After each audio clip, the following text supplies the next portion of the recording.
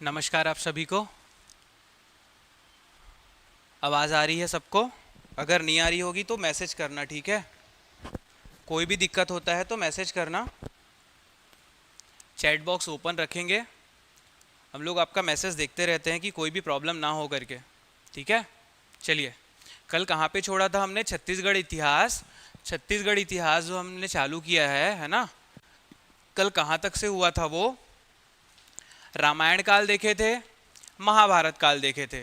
क्या देखे थे? रामायण काल देखे थे, महाभारत काल देखे थे। उससे आगे जो है वो आज देखेंगे। तो हेडिंग क्या डालोगे आप? बौद्ध काल। ये सब छोटा छोटा है ना, ये 1 2 3 चैप्टर नहीं करना है।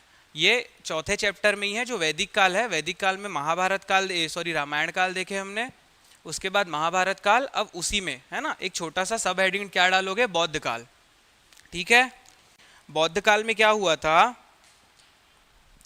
जो जानकारी मिलती है बौद्ध काल में, जो जानकारी मिलती है 4 5 तथ्यों से जो जानकारी मिलती है, जो साक्ष्य मिले 4 से 5 ही मिले केवल, ठीक है? वो पॉइंट पॉइंट में आप नोट करते चलिएगा। डायरेक्ट क्वेश्चन आएंगे, है ना? फैक्ट है तो डायरेक्ट क्वेश्चन आएगा प्री में। मेंस में अगर आ गया तो 2 नंबर या 4 नंबर में, ठीक है? साक्ष्यों को पूरा बताइए करके। तो पहले क्या देखेंगे?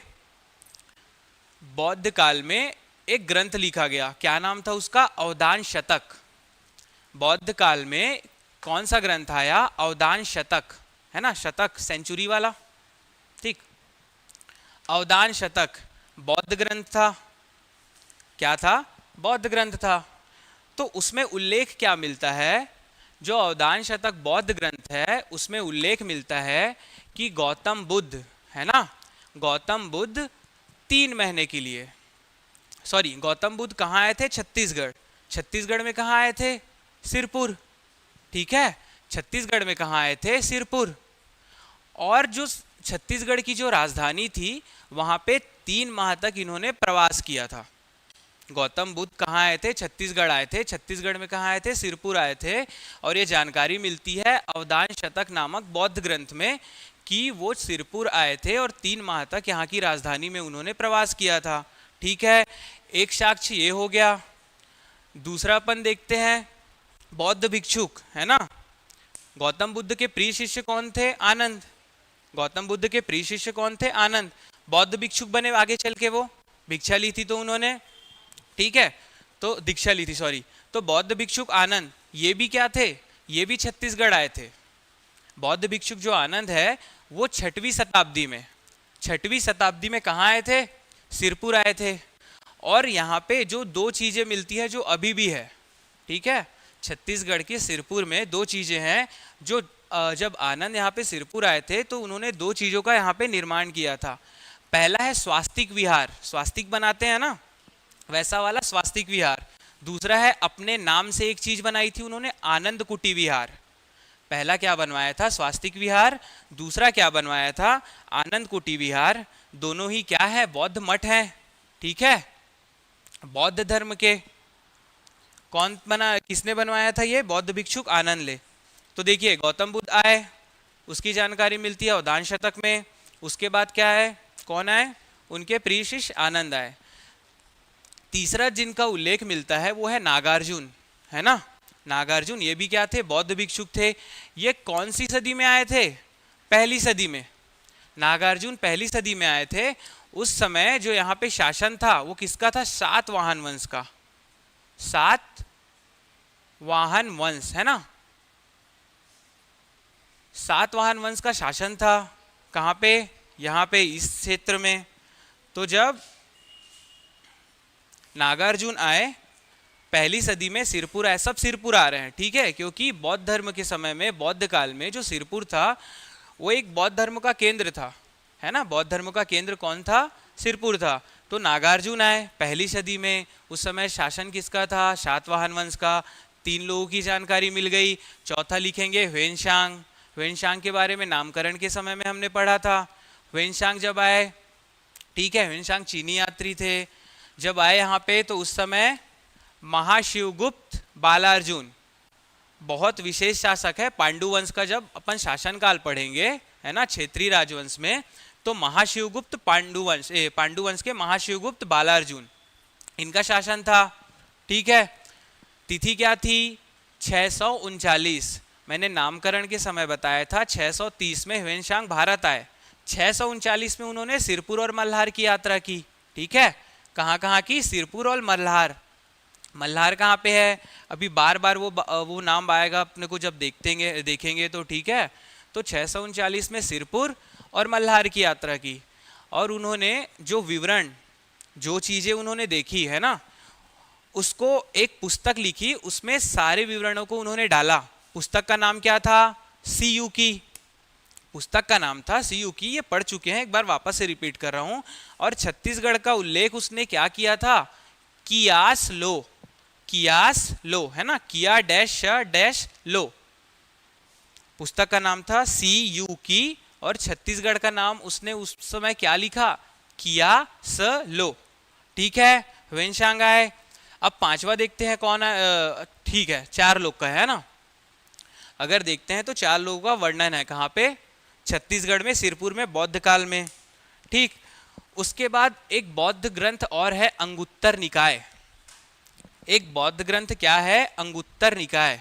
उसमें उल्लेख किसका है? छत्तीसगढ़ का उल्लेख है।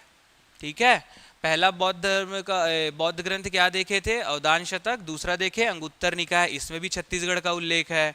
हो गया। अब स्थल देख लेते हैं, जो बौद्धकालीन स्थल है छत्तीसगढ़ में। बौद्धकालीन स्थल छत्तीसगढ़ में पहला क्या देखे? सिरपुर। सिरपुर की बात हो रही है, सिरपुर रहेगा। ठीक है, दूसरा देखेंगे तुरतुरिया। दूसरा क्या देखेंगे? तुरतुरिया। तुरतुरिया कहाँ है? सबको पता है ना। अभी जब लव कुश जन्मस्थली पढ़ेंगे तो तुरतुरिया वापस से आएगा, और तुरतुरिया नाम क्यों पड़ा वो भी बताऊंगा। ठीक, मल्हार, फिर से मल्हार आ गया। चौथा है भोंगापाल। ठीक है, बौद्धकालीन स्थल में कौन कौन से हैं? सिरपुर हो गया, मल्हार हो गया, तुरतुरिया हो गया, और भोंगापाल। 4। ठीक है, एक बार वापस से रिवाइज करवा दे रहा हूं। बौद्ध काल में जो चीजें यहाँ पे मिली हैं, बौद्ध काल से जो समीकृत होती है, तो पहला है अवदान शतक, बौद्ध ग्रंथ मिला। ठीक है, अवदान शतक में किसके बारे में बताया गया है? गौतम बुद्ध के बारे में, कि गौतम बुद्ध ने यहाँ की यात्रा की थी छत्तीसगढ़ की, और छत्तीसगढ़ में एक विशेष स्थान अगर बोलते हैं तो कहाँ पे? सिरपुर में।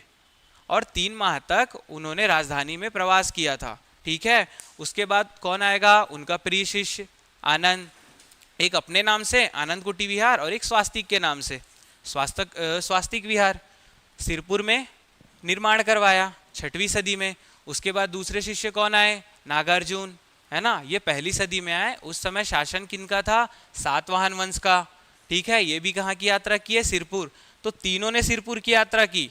फिर चौथा विदेशी आ गया, चीनी यात्री ह्वेनसांग, 639 ईसा पूर्व में, 639 ईस्वी में। उस समय पांडु वंश का शासन था छत्तीसगढ़ में, और पांडु वंश के शासन में शासक कौन थे? महाशिवगुप्त बालार्जुन। ठीक है, तो ह्वेनसांग आए, उन्होंने सिरपुर और मल्हार की यात्रा की 639 ईस्वी में। पुस्तक थी उनकी सीयू की, और छत्तीसगढ़ का वर्णन उसमें किस नाम से था? कियास लो। ठीक है, दूसरा एक बौद्ध ग्रंथ देखेंगे तो क्या दिखता है? अंगुत्तर निकाय, इसमें भी छत्तीसगढ़ का वर्णन है। हो गया। फिर स्थल देखे, सिरपुर, मल्हार, तुरतुरिया और भोंगापाल। तो बौद्ध धर्म का हो गया, बौद्ध काल, है ना। अब हेडिंग डालेंगे जैन धर्म या फिर जैन काल। जैन धर्म या फिर जैन काल। ठीक है, किसी को भी कोई भी डाउट होगा कमेंट करना, या फिर बाद में वीडियो देखने के बाद, सुनने के बाद। ठीक है, चलिए। अब जैन धर्म में क्या थे? जो जैन धर्म के जो धर्म गुरु थे उनको क्या कहा गया है? तीर्थकर कहा गया है। जैन धर्म के धर्म गुरुओं को क्या कहा गया है? तीर्थकर कहा गया है। तो जो जैन काल है उसमें 5 तीर्थकर का उल्लेख मिलता है। 5 तीर्थकरों का उल्लेख मिलता है जिन्होंने छत्तीसगढ़ में, जिनका छत्तीसगढ़ में आगमन हुआ, या फिर छत्तीसगढ़ में जो भी प्रमुख साक्ष्य मिले हैं उनको लेके जो जानकारी मिली है। ठीक है, तो सबसे पहले तीर्थकर कौन थे? ऋषभदेव, है ना, पहले तीर्थकर थे। पहले तीर्थकर कौन थे? ऋषभदेव थे। इनकी जानकारी मिलती है ना। जानकारी ऋषभदेव की जानकारी कहाँ से मिलती है? दो जगह है ना। एक है गूंजी, गूंजी कहाँ पे है? गूंजी है शक्ति में, है ना।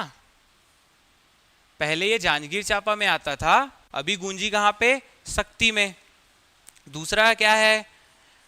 देखो ऋषभ देव पहले तीर्थकर थे, है ना, उनकी जानकारी छत्तीसगढ़ में कहाँ पे मिलती है? गूंजी, जो शक्ति में है, ठीक है, शक्ति जिला में। दूसरा है बूढ़ी खार, बूढ़ी खार, दूसरा क्या है? बूढ़ी खार, है ना। बूढ़ी खार ये कहाँ पे है? मल्हार में है। फिर मल्हार आ गया। मल्हार अपन अगर देखते हैं, अभी बता दे रहा हूं, वो खरौद है, ठीक है, लेकिन यहाँ पे पुष्टि नहीं हुई है अभी, ठीक। तो ऋषभ देव जो पहले तीर्थकर थे, उनकी जानकारी कहाँ पे मिलती है?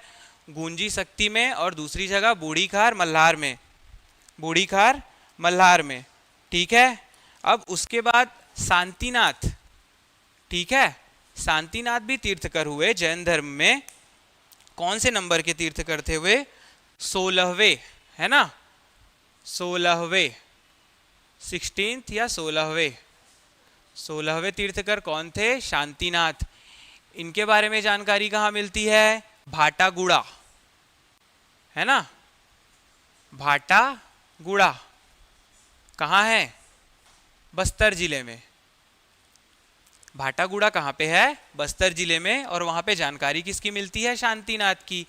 तीसरे तीर्थकर आए, मतलब तीसरे नंबर में जैन धर्म के, वो अलग थे, है ना। जो छत्तीसगढ़ में तीसरे तीर्थकर आए, वो कौन से क्रमांक के थे जैन धर्म में? 21वें, नेमिनाथ, ठीक है। 21वें तीर्थकर जो हुए जैन धर्म में, नेमिनाथ, वो छत्तीसगढ़ आए। इनके बारे में जानकारी कहाँ मिलती है? नेमिनाथ के बारे में जो जानकारी मिलती है, भांड देवल मंदिर, भांड देवल, भांड देवल मंदिर। और भांड देवल मंदिर है कहाँ पे? आरंग, है ना, आरंग रायपुर जिले में। नेमिनाथ जो 21वें नंबर के तीर्थकर हुए, वो छत्तीसगढ़ आए, उनकी जानकारी मिलती है भांड देवल मंदिर आरंग में, है ना। उसके बाद आए पार्श्वनाथ। पार्श्वनाथ कौन से क्रम के थे? पार्श्वनाथ कौन से क्रम के थे? 23वें नंबर के, है ना। 23वें नंबर पे कौन आया? पार्श्वनाथ, ठीक। 23rd में कौन आया? पार्श्वनाथ आए। और इनकी जानकारी कहाँ पे मिलती है?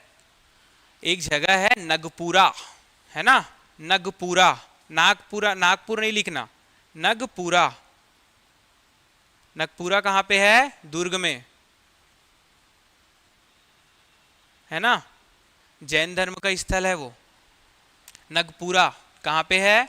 दुर्ग जिले में नगपुरा है, वहाँ पे पार्श्वनाथ के बारे में जानकारी मिलती है। अब जैन धर्म के अंतिम तीर्थकर कौन हुए? महावीर स्वामी, तो वो आ जाएंगे।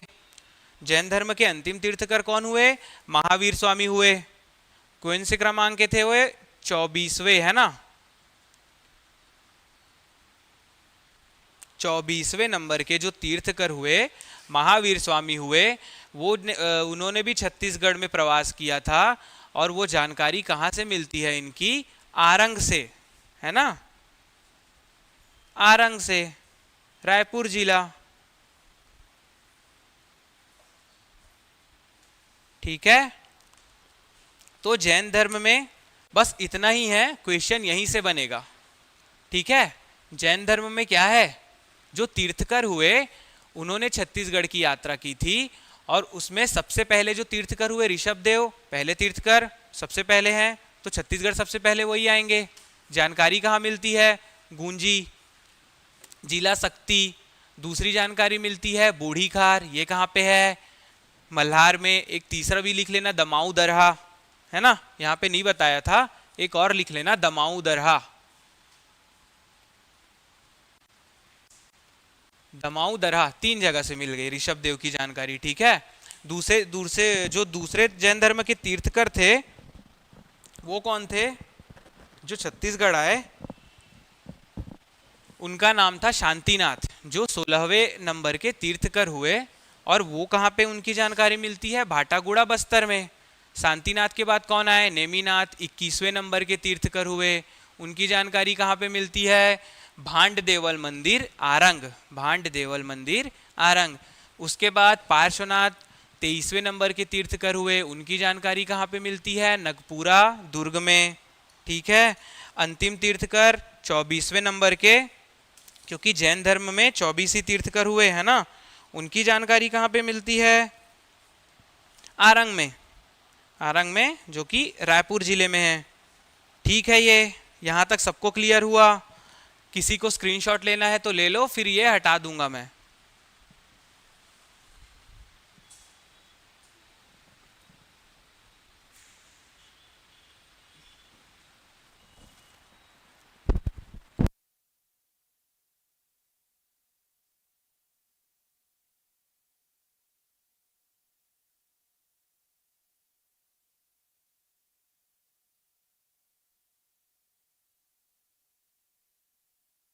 हो गया, चलो मैं ये हटा दे रहा हूँ।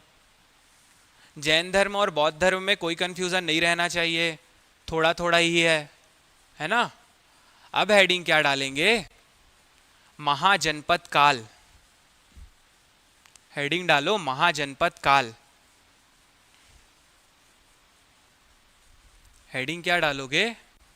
महाजनपद काल।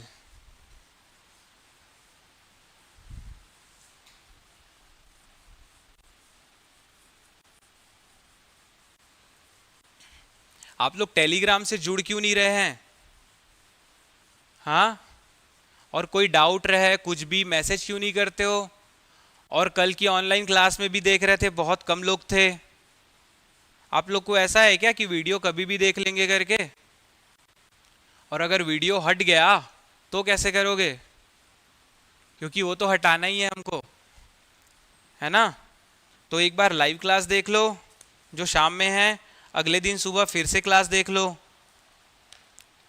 नहीं तो आपको ही प्रॉब्लम होगा। इधर तो क्लास आगे बढ़ते जाएगी, और जो पढ़ रहा है, जो बना रहा है नोट्स, वो तो बनाएगा ही।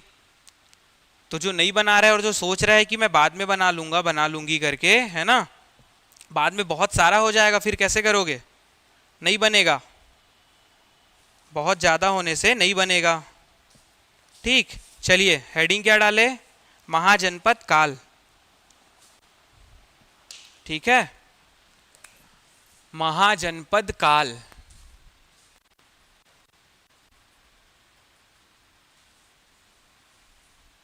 दो तीन लाइन की जानकारी मिलती है ना, बस वही पढ़ना है महाजनपद काल में, ज़्यादा नहीं है। बौद्ध धर्म जैन धर्म से भी बहुत छोटा है। ठीक है, तो इस समय क्या हुआ था?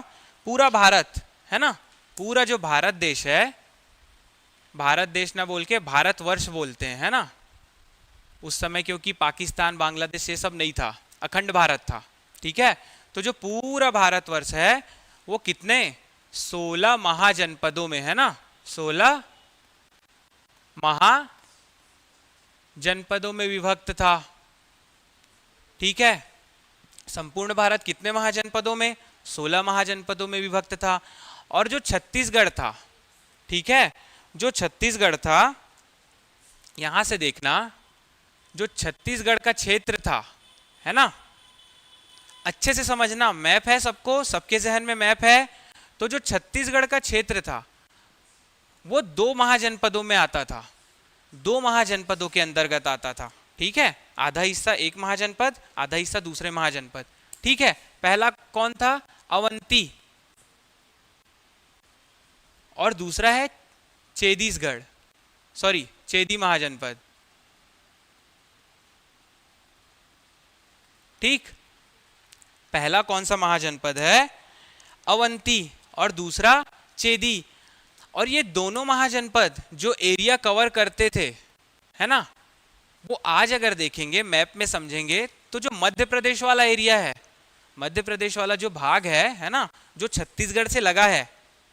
ठीक, देखो छत्तीसगढ़ है, उसके लेफ्ट साइड में क्या है? मध्य प्रदेश। तो वो वाला हिस्सा और छत्तीसगढ़ का ऊपरी हिस्सा, ये दोनों अवंती और चेदी में थे, तो यहाँ पे एक छत्तीसगढ़ का भाग हो गया।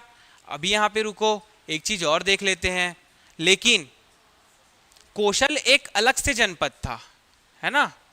कौशल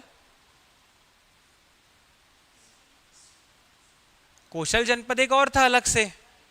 और कौशल जनपद कौन सा था, समझने का ट्राई करना, ठीक है। अवंती और चेदी मध्य प्रदेश वाला हिस्सा हो गया, जो छत्तीसगढ़ को भी अपने हिस्से में ले ले, जैसे पहले जो अविभाजित मध्य प्रदेश था, ठीक है, वाला। और कौशल जनपद, अब कौशल जनपद भी दो हिस्सों में था, ठीक है। कौशल जनपद के भी दो भाग थे। पहला भाग था उत्तर कौशल, और दूसरा भाग क्या था, दक्षिण कौशल।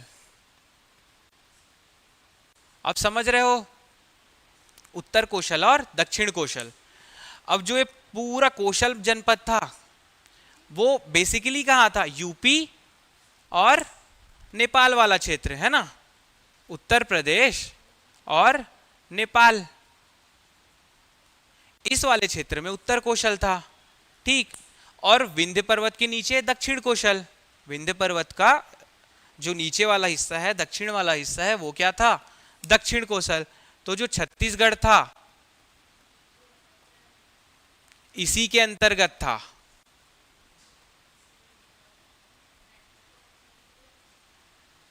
कंफ्यूज नहीं होना, समझ रहे हो। एक बार और बता रहा हूं, जो छत्तीसगढ़ का जो अभी जो मैप है वो वाला हिस्सा अवंती और चेदी महाजनपद के अंतर्गत आता था, समझ रहे हो। अवंती और चेदी महाजनपद के अंतर्गत आता था, तो छत्तीसगढ़ का ऊपरी हिस्सा हो गया, ठीक। उसके बाद एक कौशल महाजनपद एक और था, जिसका हिस्सा कौन सा था, नेपाल और यूपी वाला, ठीक है, नेपाल और यूपी वाला। तो उत्तर कौशल नेपाल और यूपी वाला हो गया। अब विंध्य पर्वत के जो दक्षिण वाला भाग था वो क्या कहलाता था, दक्षिण कौशल, और उसी में छत्तीसगढ़ आता था। छत्तीसगढ़ दक्षिण कौशल के अंतर्गत आता था। समझ गए, क्लियर है। अगर मैं चाहता तो सीधे बता देता कि दक्षिण कौशल उत्तर कौशल के दो हिस्से हैं, दक्षिण कौशल के अंतर्गत छत्तीसगढ़ आता था, नहीं।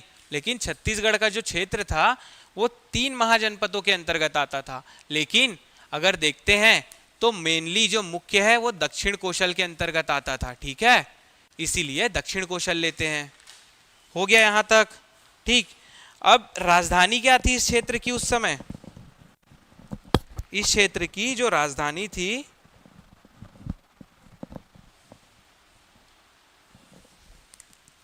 राजधानी, है ना, वो थी शक्तिमती। शक्तिमती।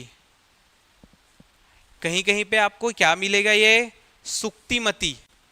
शक्तिमती मिल गया, कहीं कहीं पे आपको मिलेगा सुक्तिमती, ठीक है।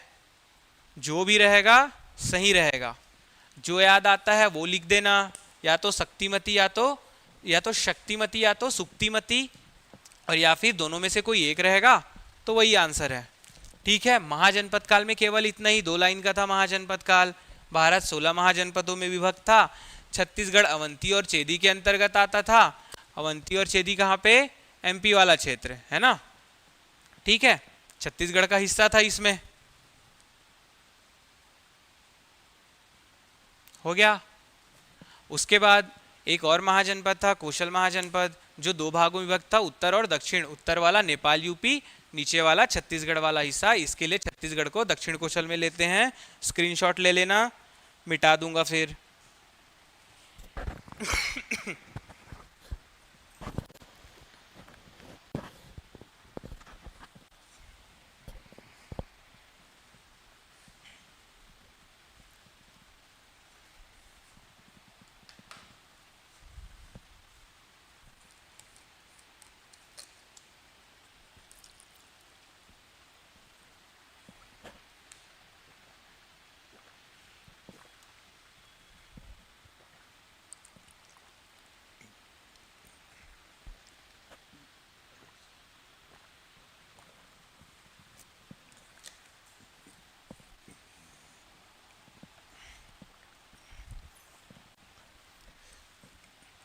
चलिए हो गया।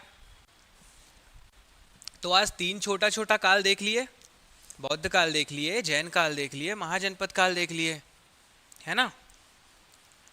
अब नेक्स्ट क्लास से क्या करेंगे, जो राष्ट्रीय राजवंश हैं, जो राष्ट्रीय राजवंश हैं जिनका प्रभुत्व छत्तीसगढ़ में रहा है, कुछ ना कुछ प्रभाव रहा है और यहाँ पे शासक हुए हैं, है ना, उनका शासन रहा है, वो नेक्स्ट क्लास से पढ़ेंगे। अभी क्या देख लेते हैं, एक बहुत ही इंपॉर्टेंट टॉपिक है, ठीक, मैंने आपको कराया नहीं था क्योंकि उसके लिए थोड़ा सा टाइम ज़्यादा लगना था। हेडिंग डालोगे राम वन गमन पथ। क्या हेडिंग डालोगे, राम वन गमन पथ, ठीक है। इस बार के सीजीपीएससी में ये मेंस में निबंध आया था इस पे, ठीक है। इसके लिए थोड़ा सा इसको डिटेल में करेंगे, फैक्ट ही पढ़ेंगे कहानी के साथ, लेकिन थोड़ा सा डिटेल में, ठीक है। तो चलिए, राम वन गमन पथ सबको पता है रामायण के बारे में, है ना। 3 मुख्य पात्र जो थे रामायण के, राम लक्ष्मण और सीता। 3 मुख्य पात्र कौन कौन थे रामायण के, राम लक्ष्मण और सीता, ठीक। तो जो राम लक्ष्मण और सीता थे,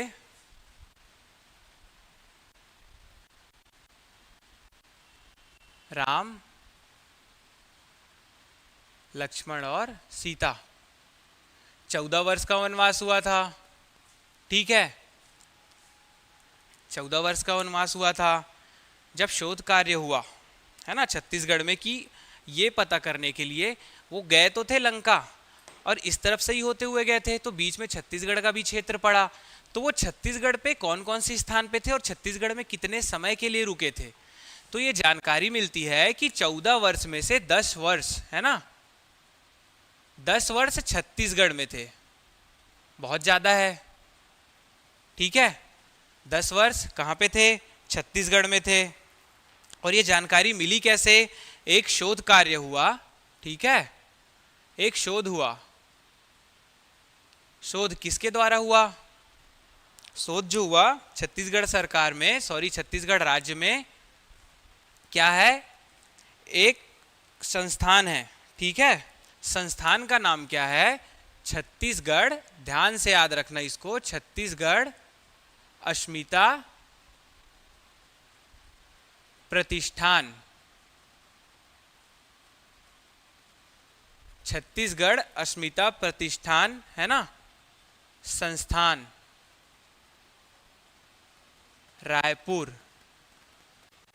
शोध कार्य किनके द्वारा किया गया, छत्तीसगढ़ अस्मिता प्रतिष्ठान संस्थान रायपुर द्वारा शोध कार्य किया गया। और इसी शोध में जानकारी क्या मिलती है कि 14 वर्ष में से 10 वर्ष जो राम लक्ष्मण सीता है वो उन्होंने कहाँ पे बिताया, छत्तीसगढ़ में, ठीक है। अब इस शोध कार्य पे एक बुक भी लिखी गई, है ना, इससे संबंधित किताब लिख लेते हैं, ठीक।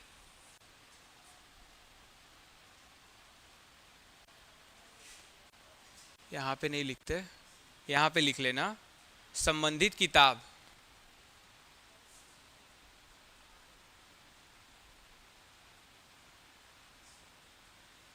दो किताबें लिखी गई, है ना, 2 किताबें लिखी गई। पहली किताब थी दंडकारण्य रामायण,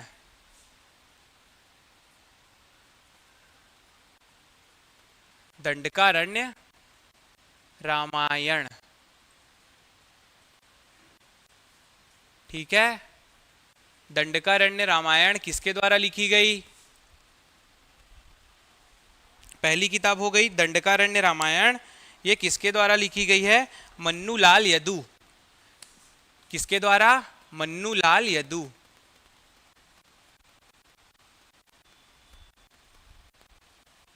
ठीक है। एक किताब ये हो गई। दूसरी किताब जो मिलती है ना, जो राम वनगमन पथ को ही लेके है, उसका नाम ही है, क्या है, उस किताब का नाम ही है राम वनगमन पथ, है ना, राम वनगमन पथ।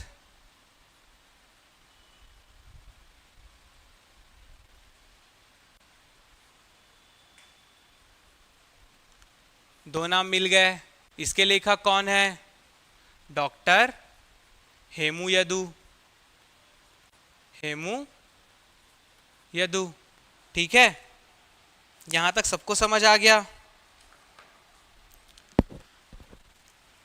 एक शोध कार्य हुआ, शोध कार्य किसके द्वारा हुआ? छत्तीसगढ़ अस्मिता प्रतिष्ठान संस्थान रायपुर, है ना। शोध कार्य के अलावा किताब भी लिखी गई जो कि शोध कार्य से ही निकाल के फैक्ट को एक और अपना जो शोध था, है ना, जो अस्मिता प्रतिष्ठान द्वारा शोध था और जो लेखक उनको जो जानकारी मिली कहीं कहीं से, तो दो किताबें लिखी गई। एक दंडकारण्य रामायण जो मन्नूलाल यदु द्वारा, और दूसरी राम वनगमन पथ डॉक्टर हेमू यदु, दोनों यदु हैं, ठीक है, याद रख लेना, नाम आएगा। हो गया। अब शोध कार्य हुए तो जानकारी मिली। अब जानकारी में क्या मिलता है? जानकारी में क्या मिलेगा कि जो 10 वर्ष इन्होंने जो 10 वर्ष छत्तीसगढ़ में जो व्यतीत किया है, जो 10 वर्ष जो छत्तीसगढ़ में व्यतीत किया है, इसमें 75 स्थान 75 स्थानों पर वो गुजरे थे वहां से, है ना, 75 स्थानों से गुजरे थे, 75 स्थानों से गुजरे थे। और उस 75 स्थान में से 51 स्थान, है ना, जो 51 स्थान है वहां पे कुछ समय व्यतीत किया था उन्होंने, है ना। 51 स्थान पे क्या किया था? कुछ समय के लिए रुके थे। अब रुकेंगे तो कुछ तो करेंगे ना, तो कुछ कुछ कार्य किए थे, जैसा कि रामायण काल में पढ़ रहे थे, लोकोद्धार कार्य, है ना, क्योंकि जंगल में ही थे। जंगल में कौन थे उस समय? ऋषि थे, ऋषि थे, मुनि थे, है ना, उनको जो तकलीफ होती थी राक्षसों से, है ना, वो कार्य, कुछ कुछ अच्छे अच्छे कार्य किए। कहाँ पे? 75 स्थान में से 51 स्थानों पे कुछ समय रुक के। याद रखना, कितना स्थान? 75 में से 51 स्थान, ठीक है। अब जो स्थान में रुके थे 51 स्थानों पे, है ना, उन स्थानों पे क्या मिलता है? कुछ पौराणिक कथाएं मिलती हैं, पौराणिक कथाएं मिलती हैं, पौराणिक कथाएं मिलती हैं, ठीक है। और क्या मिलता है? कुछ लोक कथाएं मिलती हैं,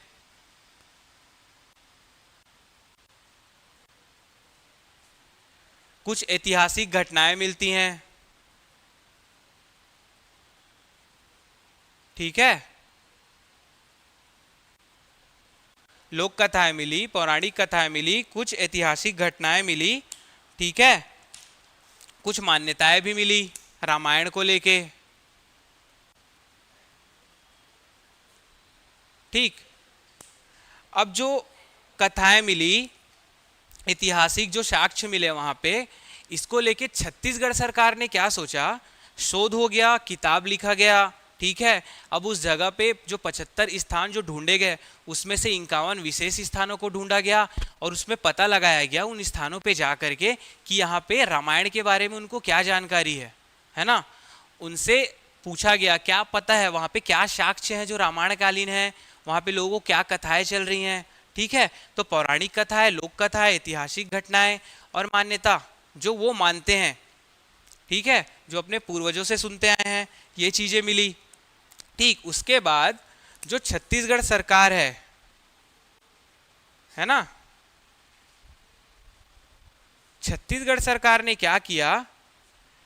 जो 51 जगह थी, है ना, जो 51 स्थान थे, है ना, उसको क्या किया?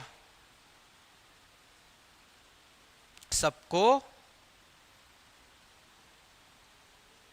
आपस में जोड़ने का सोचा, है ना। सबको आपस में जोड़ने के बाद क्या करेंगे? जो 51 स्थान मिले उनको आपस में जोड़ा गया और उनको क्या किया गया? उनको पर्यटन, है ना, पर्यटन के रूप में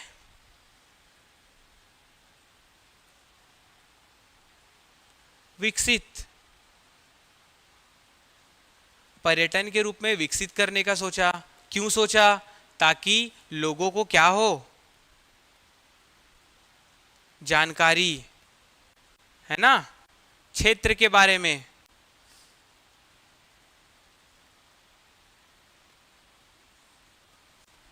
लोगों को जानकारी मिले उस 51 क्षेत्र के बारे में जो रामायण कालीन है, ठीक है, उस स्थान के बारे में। तो पर्यटन के रूप में इस 51 स्थानों को क्या किया गया? विकसित किया गया, ठीक है, लोगों को अवगत कराने के लिए कि देखो भाई ये 51 स्थान है जो रामायण कालीन है और यहाँ पे कुछ ना कुछ साक्ष्य घटनाएं या फिर लोक कथाएं मिलती है रामायण काल को लेके, ठीक। ये हो गया, छत्तीसगढ़ सरकार द्वारा ये सोचा गया और ये कार्य किया गया। उसके बाद छत्तीसगढ़ सरकार द्वारा क्या निकाला जाता है? योजना, ठीक। योजना का नाम क्या रहेगा? राम वन गमन पथ।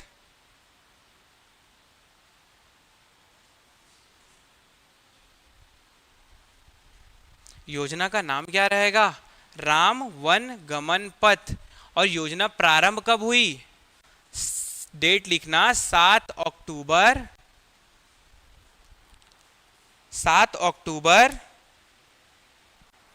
2021। योजना प्रारंभ कब हुई? 7 अक्टूबर 2021 को राम वन गमन पथ योजना प्रारंभ हुई और इसमें बताया गया कि ये 2 चरणों में होगा। 2 चरण निर्धारित किए गए इसके, है ना। प्रथम चरण में 9 स्थान और द्वितीय चरण में 42 स्थान, टोटल 51 हो गए, ठीक है। प्रथम चरण में कितने स्थान को चिन्हित किया गया? 9 स्थान चिन्हित किया गया, 9 स्थान, है ना। और द्वितीय चरण में 42 स्थान। तो अभी 9 स्थानों पर जो है उनको विकसित करने का कार्य प्रारंभ है, पूरी तरीके से विकसित नहीं हुए हैं, ठीक है। राम वनगमन पथ योजना कब आई? 7 अक्टूबर 2021 में आया, ठीक है। कितने चरण में? 2 चरण में। पहले चरण में कितने स्थानों को बनाया जाएगा, सुधारा जाएगा? रामायण काल के जैसे किया जाएगा 9 स्थानों को, और द्वितीय चरण में जब 9 स्थान कंप्लीट हो जाएंगे तो 42 स्थानों को। यहां तक सबको समझ आ गया, ठीक है। और ये प्रारंभ कहां से हुआ?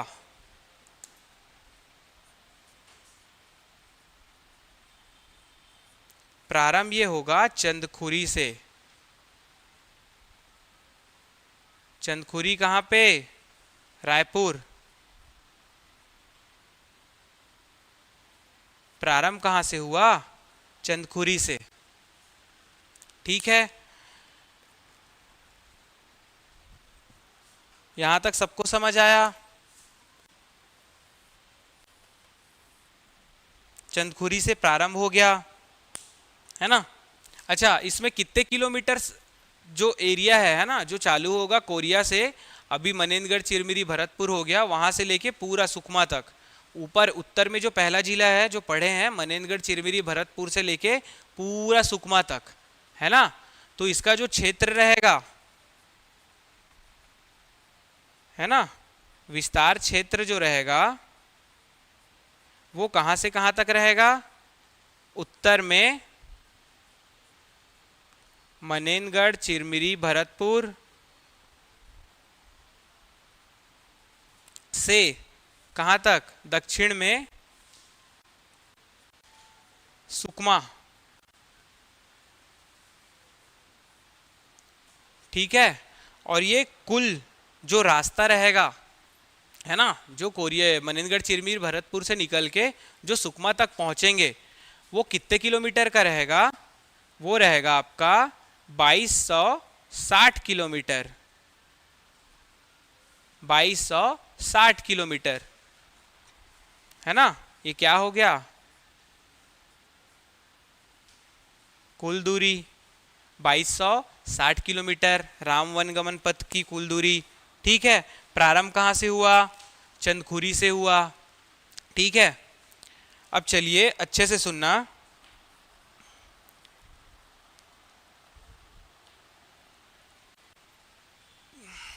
चंदखुरी से प्रारंभ हो गया।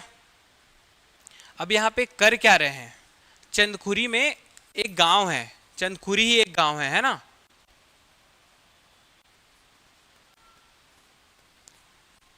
इसमें 126 तालाब हैं। कितने? 126 तालाब। उसमें से एक तालाब क्या है, कितने तालाब है चंदखुरी में? 126 तालाब हैं। ठीक है, प्रारंभ कहाँ से हुआ है? चंदखुरी से। कितने तालाब हैं? 126 तालाब। इसमें से एक तालाब है, इसमें से एक तालाब कौन सा है? जलसेन, है ना।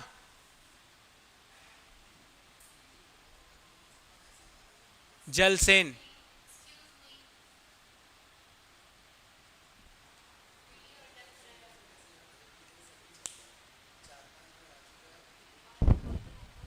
आप 2 मिनट रुकिएगा, है ना।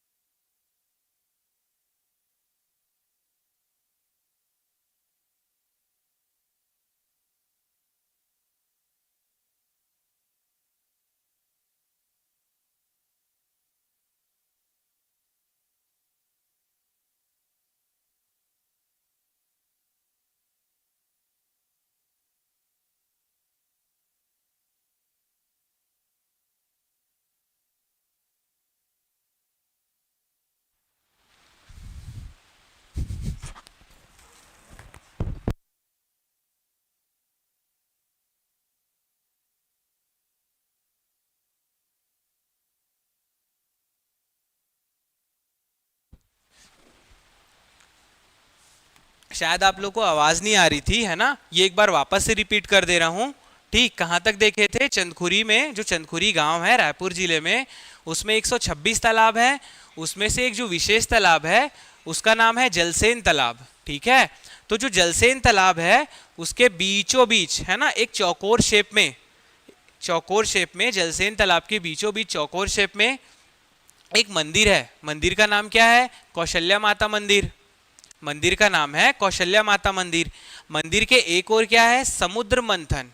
समुद्र मंथन का प्रतिरूप है। ठीक है, एक ओर समुद्र मंथन का प्रतिरूप है और दूसरी ओर क्या है? शेषनाग सैया में जैसे लक्ष्मी विष्णु विराजमान रहते हैं। ठीक है, शेषनाग सैया में जैसे लक्ष्मी विष्णु विराजमान रहते हैं उसका चित्रण है प्रतिरूप के रूप में। ठीक है, ये दो चीजें हो गई, मंदिर हो गया, एक और शेषनाग सैया, दूसरी ओर समुद्र मंथन। एक और विशेष चीज मिलती है वहां पे, 51 फीट ऊंची राम जी की मूर्ति। 51 फीट ऊंची राम जी की मूर्ति मिलती है वहां पे। कहाँ पे? ये पूरा जितनी भी चीजें हैं सारी चीजें मंदिर प्रांगण में है ना, मंदिर प्रांगण से बाहर नहीं है। ठीक है, और जो 9 स्थल, टोटल जो 51 थे उसमें से जो 9 स्थल है जो अभी डेवलप किए जाएंगे पर्यटन के रूप में, है ना, तो जो 51 की 51 स्थल रहेंगे उनका जो प्रवेश द्वार रहेगा, जो प्रवेश द्वार रहेगा वहां पे क्या बना रहेगा? प्रवेश द्वार में तीर और धनुष। प्रवेश द्वार में तीर और धनुष का क्या रहेगा? चित्रण रहेगा। ठीक है, चंदखुरी की ये विशेष चीज समझ आ गई, जितनी चीजें बताया। एक और चीज है, विश्व का एकमात्र मंदिर, है ना, कौशल्या माता का विश्व में एकमात्र मंदिर कहाँ पे है? चंदखुरी रायपुर में, और कहीं पे नहीं है। कौशल्या माता का मंदिर कहाँ पे है? चंदखुरी रायपुर में, इसके अलावा और कहीं पे नहीं है। एक चीज और देख लेना कि जो रास्ते होंगे जो मनेनगढ़ चिरमिरी से चालू होंगे, है ना, वो जो रास्ता जो रामाराम सुकमा तक चलेगा, तो जहां जहां से जो जो स्थल को जोड़ते हुए वो रास्ता चलते जाएगा, है ना, तो उन स्थलों को और रास्तों को वैसा ही बनाया जाएगा जो रामायण काल में रहे थे, है ना। जैसे कि जो वहां पे जो चित्र रहेंगे, जो पोस्टर्स वगैरह रहेंगे, है ना, वो भी राम कथा को लेके रहेंगे। जो ऑडियो रहेंगे वो भी राम कथा को लेके रहेंगे, है ना। जो कथाएं रहेंगी वो भी राम कथा ही रहेंगी। तो पूरा का पूरा वो माहौल ऐसा हो जाएगा, ऐसा महसूस होगा कि जैसा कि जो रामायण काल के समय था। ठीक, और ये किसकी बात कर रहा हूं? रास्ते की बात कर रहा हूं मैं। दोनों ओर पौधे रहेंगे और पौधे में भी वृक्ष भी रहेगा, छोटा पौधा भी रहेगा, फूल वाटिकाएं भी रहेंगी बीच बीच में, मतलब गार्डन, उद्यान, है ना, फूलों का, वो बीच बीच में हर एक स्थल में रहेगा। अब देख लिए, समझ गए क्या क्या रहेगा? चित्रकारी भी वैसी होगी, कथाएं भी वैसी होंगी, है ना। और वहां पे क्या होगा? दोनों ओर पौधे रहेंगे, दोनों ओर वृक्ष रहेंगे, फूल वाटिकाएं भी रहेंगी। कहां से कहां तक में? पूरा मनेनगढ़ चिरमिरी भरतपुर से लेके रामाराम सुकमा तक। ठीक है, यहां तक सबको समझ आ गया? तो अभी जो 9 स्थान है वो कल की क्लास में करेंगे। ठीक है, जो 9 स्थान है वो कल की क्लास में करेंगे। 9 में से एक स्थान हो गया चंदखुरी। ठीक है, इसके अलावा जो 9 स्थान है वो कल की क्लास में करेंगे। डायरेक्ट क्वेश्चन आता है वहां से, है ना। ऐसा नहीं कि अपने को पता है तो नहीं पढ़ेंगे करके, ऐसा नहीं करना, क्योंकि पिछली बार जो क्लास में करवाया था मैं बहुत शॉर्ट में करवाया था, टाइम नहीं था। तो यहाँ पे एक बार वापस से रिपीट देख लेते इसको। राम वन गमन पथ, है ना, राम लक्ष्मण सीता जो 14 वर्ष का वनवास था उसमें से 10 वर्ष कहाँ पे? छत्तीसगढ़ में। और ये जानकारी कहाँ पे मिलती है? जो शोध कार्य हुआ है छत्तीसगढ़ अस्मिता प्रतिष्ठान संस्थान रायपुर द्वारा। और शोध कार्य के अलावा 2 बुक लिखी गई है। पहली बुक क्या है? दंडकारण्य रामायण, मन्नूलाल यदु द्वारा। ठीक है, और जो दूसरा है वो क्या है? योजना के नाम पे ही है, राम वन गमन पथ, है ना। ये किसके द्वारा लिखी गई? डॉक्टर हेमू यदु द्वारा। डॉक्टर हेमू यदु द्वारा। दोनों के दोनों यदु हैं। हो गया दो चीजें। अब बुक को और जो शोध कार्य थे उनकी जानकारी को लेके जो ढूंढा गया तो 75 स्थान ऐसे निकले जहां से ये तीनों गुजरे थे। रामायण काल में राम, सीता और लक्ष्मण 75 स्थानों में से गुजरे थे। उस 75 स्थान में से 51 स्थान को चिन्हित किया गया जहां पे कुछ समय के लिए उन्होंने समय व्यतीत किया था, है ना। 51 स्थान चिन्हित किए गए। ठीक, अब उन 51 स्थानों पे जो स्मृतियां हैं, जो रामायण कालीन स्मृतियां हैं, जो लोक कथाएं हैं, जो ऐतिहासिक स्थल हैं, जो ऐतिहासिक घटनाएं हैं, जो मान्यताएं हैं रामायण को लेके, लोगों को में जो जानकारी है जो उनके पूर्वजों से उनमें आई हैं, है ना, इन सभी चीज़ों को लेके गवर्नमेंट ने एक योजना प्रारंभ की 7 अक्टूबर 2021 को, और योजना का नाम रखा राम वन गमन पथ योजना। ठीक है, और ये प्रारंभ कहाँ से हुआ? चंदखुरी से। 2 चरणों में, पहले चरण में 9 स्थान चयनित किए गए और दूसरे चरण के लिए 42 स्थान। पहले चरण में 9 स्थान, दूसरे चरण में 42 स्थान। राम वन गमन पथ चंदखुरी से प्रारंभ हुआ और ये दूरी कितने किलोमीटर की है? जो मनेंद्रगढ़ चिरमिरी उत्तर से लेके, मनेंद्रगढ़ चिरमिरी भरतपुर उत्तर से लेके सुकमा दक्षिण तक 2260 किलोमीटर की दूरी है। ये 2260 किलोमीटर जो डिस्टेंस कवर करेंगे इस राम वन गमन पथ योजना में, है ना। और प्रारंभ कहाँ से हुआ है इसका? चंदखुरी रायपुर से। प्रारंभ कहाँ से हुआ? चंदखुरी रायपुर से। और कैसे प्रारंभ हुआ? कौशल्या माता का मंदिर बना के। ठीक है, क्योंकि कौशल्या माता का जो घर था वो चंदखुरी में ही था। ठीक है, कल पढ़े थे ना भानुमंत, भानुमंत की पुत्री कौशल्या, है ना, तो यही है, चंदखुरी का ही स्थान है वो। ठीक, तो चंदखुरी में कितने, वो गांव है चंदखुरी, है ना, 126 तालाबों का गांव है वो। वहां पे एक विशेष जो तालाब है जो उनके घर पे पास ही है। कहते हैं कि जहाँ पे मंदिर है वो घर ही था उनका, राम जी का नैनीहाल वहीं था। ठीक है, जन्म जो है कौशल्या माता का वहीं पे, जहाँ पे मंदिर है एग्जैक्टली वहीं पे हुआ था। ठीक, तो क्या है वहाँ पे? जलसेन तालाब है एक। जलसेन तालाब के बीचों बीच चौकोर आकार में कौशल्या माता का मंदिर है। उस मंदिर के एक और क्या है? शेषनाग सैया पे लक्ष्मी माता और विष्णु जी का प्रतिरूप है। वहां पे माता क्या बोलते हैं, चरण दबाती हुई, है ना। दूसरी ओर क्या है? समुद्र मंथन का प्रतिरूप है। 2 चीजें हो गई। मंदिर प्रांगण में एक और विशेष चीज मिलती है, 51 फीट ऊंची राम जी की प्रतिमा। ठीक है, यहां तक हो गया। उसके बाद क्या है? जो भी स्थल जो चयनित किए गए हैं 51, उन स्थलों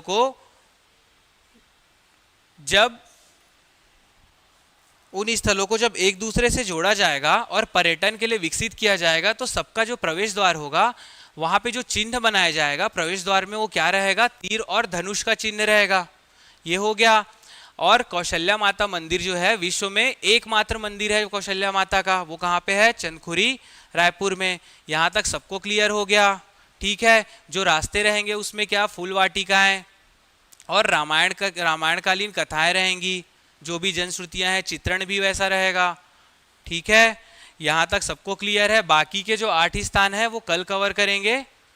ठीक, अभी नेक्स्ट क्लास अहमद सर की होगी। 2 मिनट का ब्रेक है, अब फटाक से आ जाना, है ना, क्योंकि सर रेडी हैं। चलिए, आज के लिए धन्यवाद।